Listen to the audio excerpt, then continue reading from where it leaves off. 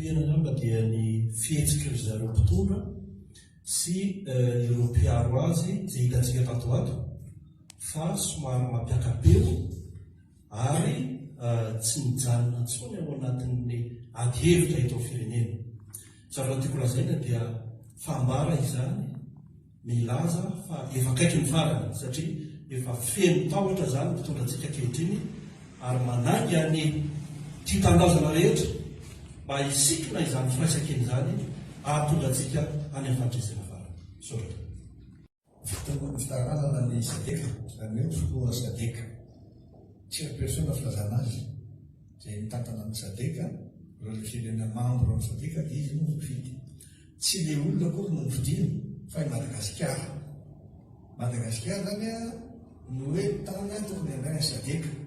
Fa tsy ny hoe no izy no dia lasa sadeka. Mandeha toronantsy izy io. I Madagasikara zany no mifidy mitantana amin'ny sadeka. Dia milaza moa hoe tapatsika nisy trouble, multiple crise ny filazana azy. Multiple crise mandalina zany tsika, mbola mandalina zany, mbola andalina zany tsika atsoatsy. Dia izay no nampahafantaranay nandefa taratasy izahay. Nakany amin'ireo filoham-pirenena rehetra tato anatin'ny sadeka rehetra, anisan'izany ny teto Madagasikara. Hoe tsy tokony teto Madagasikara io, izany mihitsy nanasony azy. Miaraka tamin'ny président Ero Mampianina. Izay ancien président dia mampalaza ny sadeka tokony tsy atao hoe toloha io. Noho ny tsy fahaizana ny tanana sy ny tsy fisian'ny demokrasia sy ny tsy fisian'ny fanajana tany-tandalana koa amin'olonareo filoham-pirenena rehetra izahay. Ary mampilaza ny communauté internationale. Dia hay ve ho sify fantatra izany. Dia hitanareo any zany fa navoaka maro azomary hoe izao programme ny sadeka izaka teneneko dia momba ny industrialisation. Mba fantatrareo ny fandravana tsy arikiantona mihitsy ny fandravana sy ny fanidina ary ny fanenjena ny orinasa madinika sy tsaratsara ny ary mavety. Tsisy filasana mampiasa vola-tsony eto Madagasikara. Noho ny tsy fisian'ny fiarovana, noho ny tsy fisian'ny sécurité physique fa tsy ho resahana tsony fa ny sécurité d'investissement tsy ao tsony. Dia nahatsonona reto izy eo tamin'ny herinandro iny zany dia nisy délégation avy any sadeka tonga teto. Dia ny forum filazana azy nataon'ny sadeka. Misy olona tonga tany nanatsika dia samy milaza daholo fa hoe dia nanao arak'izay azy atao nanao izay fanazavana.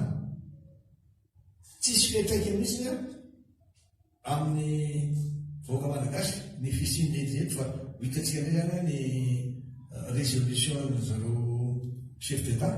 Izay ndray zany fa fanapahan-kevitra lehibe andreva tena miseho amin'ny fifaran'ny sommet. Izany hoe anatin'ny sommet io zany dia tsy maintsy fantaritsika tsara inona ilay programme, inona ilay teny metona anazy hoe l'industrialisation, fampiroboroboana ny ambanivohitra ny tantsaha ary indrindrindrindra momba ny énergie. Dia eo koa ny ilazany ireo industrie ireo izay mpiteny sy ataony izay tiany hanaovana azy ireo ahoana koa la resaka hafa ndraiky io zay. Zay eny ary.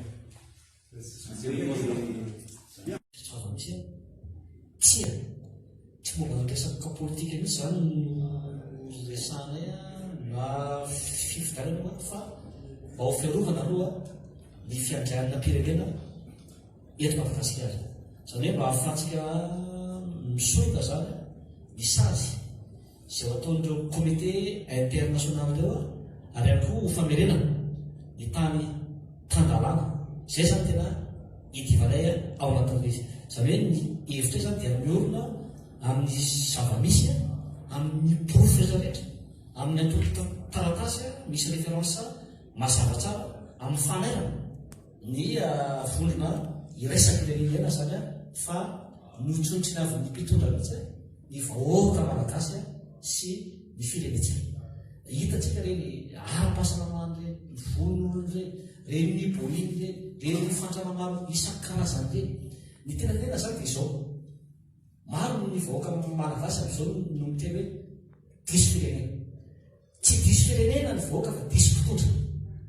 Satria mpitondra tsy miaro ny vahoaka sy ny fananana no misy eto Madagasikara. Raha sanatria misy mivarotra ny firenetsika. Dia tsy hainy premier ministre ve na filohan'ny repoblika fa efa lafo ve ny firenetsika voatotra ao anatin'izany. Dia ohatr'izany le toboina anankidimy. Ohatr'izany trantsika firy lafo amin'ny vazaha daholo zavatra izay ataontsika zany eto amin'ity dia firenena. Ka inay zany dia tsotra hoe fiarovana izay fiandrian'ny ampirenena izay ho fiarovana ny zon'ny tsirairay sy ny vahoaka zany no hiadivana ao anatin'izay. Ina daholo le profetinareo manamana fa tena fantatry ny fanapakana ny resaka fiaraha-maina. Ny profo zany dia be da be mihitsy zany ny profo izay hita zany ao anatin'izy mahakasika ny fanairana ofisialy izay efa ka nataonay reny zao tsika hoe anytany campoboatra tamin'ny fin juin lasa teo dia mazava be zany ny fanairana zay natao dia nisy fanadihadiana na fampiantona natao tamin'ireny fiaramanitandreny izay nafindra tany Iran herinandro vitsivitsy taorinan'le fin juin. Zany hoe ny zava-misy zany dia azo rehetra jerena ny amarinana azy fa nisy zany le zavatra ary reny immatriculation reny tsy azo azo fantany fa nisy raitsobakoba atao ary misy iraka atao na ny misy reny misy iraka atao misy lehibe naniraka azy tao anatin'izay. Reny zavatra amin'ny ACM reny dia misy iraka atao baiko zany teny baiko zany dia mazava fa avy amin'ny mpitondra ambony eto amin'ny tany sy ny firenena no miray mpipetrapetra amin'ireny ary misy commission izay azo zareo ao anatiny ary le commission tsy kely fa million d'euro misy nazo ao anatin'izay dia lasa hoe velanjaro zany hoe le fiandraikitsika mihitsy zany le firenetsika hoe zany no amidy ao anatin'izany ary tsy vitany hoe efa manana nationalité vazaha ny mpitondratsika fa mbola hoe amidy ho an'ny vazaha daholo zany ny fananatsika eto Madagasikara. Ny fia zany dia hoe manjaka ny kolikoly eto Madagasikara ary izay fanjakana tandavana zay no tena eo avelona manana ny asina ny vahoaka sy ny firenetsika fa efa mijaly sy fahaterana. Miresaka tantanarana rehefa efa misy ihany koa hoe fanasorana minisitra olona sampoka tao anatin'ny orara io tsy efa midika ve zay fa hoe efa misy fandraisana ndraikitra tamin'ny fitondram-panjakana. Tsy efa nilaza foana omenomeno hoe tsy ny fanasorana olona anankiray tsy ny fanasorana olona anankiray amin'ny toerana misy azy no izy fa tena ny fanadihadiana milaza zava-marina mba hahatonga mila hanana fatokisana. Le ministra nge asorana amin'ny toerana izy enim-bolana amin'ny toerana misy azy na heritaony dia tsisy fitohizany to zany izy asa ataony ary le ministra nge eo ambany fehezan'ny prime ministre ary ny prime ministre tsy maintsy manao tatitra makany amin'ny filohan'ny republika malala tsara zany dia efa miteny hoe na ovainareo isan-kerinandro ary na isam-bolana na isaky ny isan-taona tsy ampivany ninona mihitsy raha tsy any amin'ny kolokolo mihitsy aloha satria izy fitiavatena na fitiavana kely na fitiavana be mihitsy ary tsy dikany ninona mihitsy fanesorana azy ary na izy raha mba miteny hoe tsy afaka nanao an'io izy nge raha tsisy nisy fifanarahana atao zay ny atao hoe kolokolo nisy fifanarahana ny afina natao tany ambadibadika tany ohatra hoe tany Dubai dia nisy iraka nampanaovina tany zany zao ny sady zay ny atao hoe kolokolo nazavaiko misy tsy malala tsara levitra izy mantsy ny kolokolo dia fifanarahana ny afina ataony nanakoroana maromaro zay tsy amin'ny tompontsoa ny firenena ary zavatra tsy vitan'izay hany fa fiandrianam-pirenena mihitsy Madagasikara mihitsy mafampiraka menatra ao menatra tsika satria dia tena na ny fiandrianam-pirenena ara voatotory ny olona tena mahita hoe tena trahison mihitsy io zavatra mitango io boinina dimy be zao ve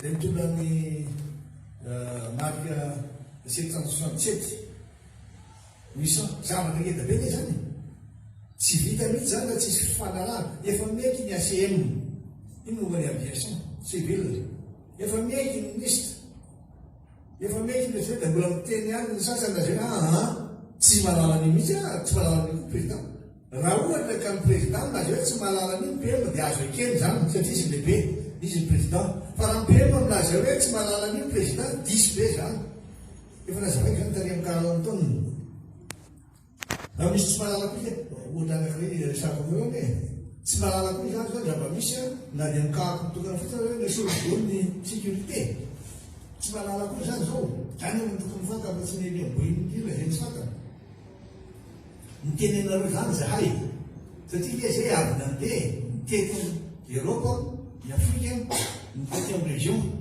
dia nilaza mihitsy zay fa hoe misy zavatra tsy mandeha mitokony izy eo koa sao dia nala-baraka ny sadeka sao dia nala-baraka ny firenentsika satria zao zao mbola firenena anankiray Madagasikara fa rehefa mitondra sadek zany tsy maintsy mitondra firenena maro enina amby folo iteny hoe sakany tsy tsisy sanatra vavy hoe tsisy arakopika na territoire tsy le fikambanana no inona fa ny fitandrovana ny asiny Madagasikara Madagasikara fa miaina raha tsika izy io ohatranareo misy vahiny avy anivelany misy makataka hoe iresaka doresany ela avao efa nisaka zay indrindra ianao président ina mety sur le plan international ina mety impacte amin'ny zavatra fantanao tsara fantatsika tsara fa voasazy iraisam-pirenena mihitsy eny eo amin'ny resaka bomba nucléaire zay natao zay potehany amerikana iny dia na ny européenne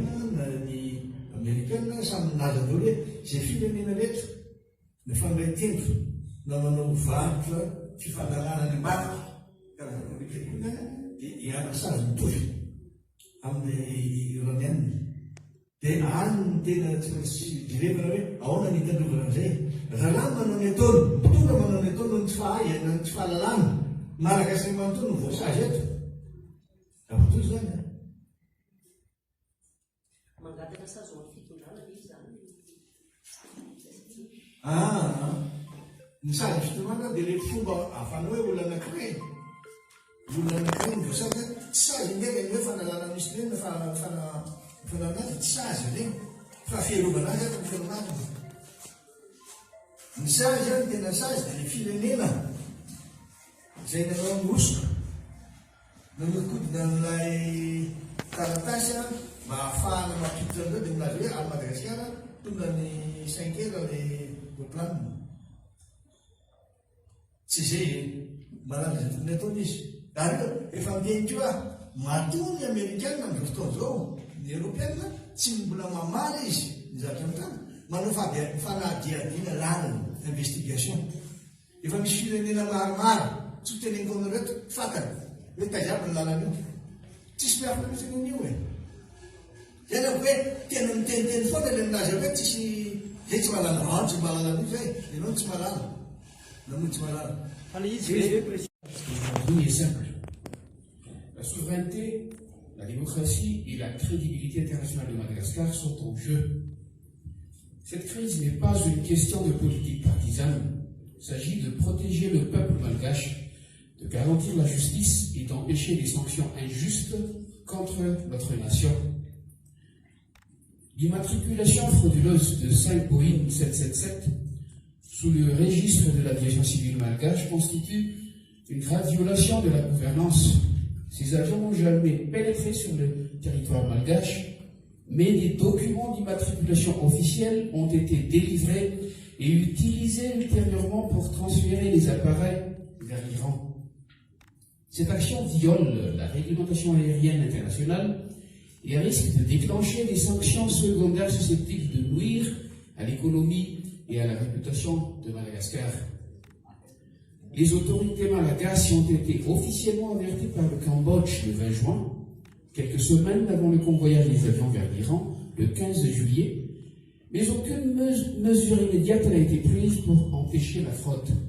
Il ne s'agit pas d'une simple erreur administrative, elle présente les caractéristiques de négligence ou d'une complicité de haut niveau. Le Premier ministre, le ministère des Transports et l'autorité de l'aviation civile n'ont pas réagi malgré les alertes reçues. Le bureau du président a ensuite annoncé des arrestations avant toute procédure judiciaire, violant ainsi la Constitution et portant atteinte à l'indépendance du pouvoir judiciaire. Madagascar est également confronté à un grave recul démocratique. Les prisonniers politiques sont toujours détenus pour avoir exprimé leur dissidence. Et des journalistes sont victimes d'intimidation ou emprisonnés pour avoir enquêté sur la corruption. Les libertés fondamentales d'expression et de réunion sont restreintes. Sans médias libres et sans système judiciaire indépendant, la transparence et la responsabilité dans ce scandale ne peuvent être garanties. Cet incident reflète une défaillance institutionnelle plus profonde, l'absence de contre-pouvoir administratif, une corruption endémique et une faible application de la loi anticorruption, malgré l'existence d'organismes comme le Bianco et le PAC.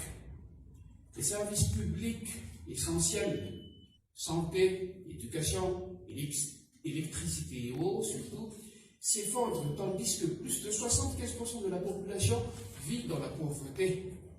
Pourtant, les ressources sont détournées vers des opérations frauduleuses au lieu d'aider la population malgache. Au niveau régional, Madagascar s'apprête à assumer prochainement la présidence de la SADC. Ce scandale risque de nuire à la crédibilité de la SADC dans son ensemble et pourrait exposer tous les pays d'Afrique australe à des sanctions plus larges ou à une perte de confiance. Nous ne pouvons pas diriger la région tant que nos propres institutions sont compromises et ne respectent pas le droit international.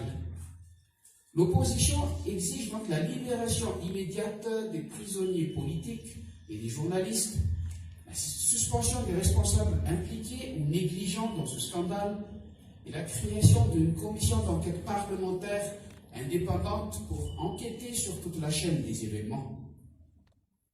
Nous demandons que le Bianco et le PAC soient habilités à engager des poursuites sans crainte ni favoritisme.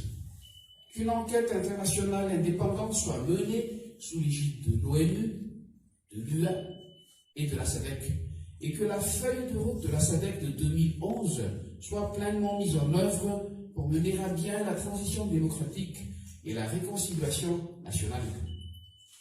Des réformes profondes de l'administration publique sont nécessaires de toute urgence pour restaurer la souveraineté, la justice et la crédibilité internationale de Madagascar. Nous appelons donc la communauté internationale à éviter des sanctions générales qui puniraient les citoyens malgaches ordinaires. Nous nous engageons à collaborer avec nos partenaires pour identifier et garantir des prises de responsabilité individuelles, ciblées et justes. Notre objectif est de protéger le peuple malgache et non de déstabiliser l'État. Il s'agit d'un tournant pour Madagascar. Nous sollicitons donc votre soutien, non pas pour affaiblir le pays, mais pour garantir la vérité, la justice et la liberté. Le peuple malgache mérite une meilleure gouvernance, des droits protégés et des dirigeants qui honorent leurs responsabilités envers la nation et la région. Nous continuerons à nous exprimer pacifiquement et fermement jusqu'à ce que ces principes soient établis. On vous remercie.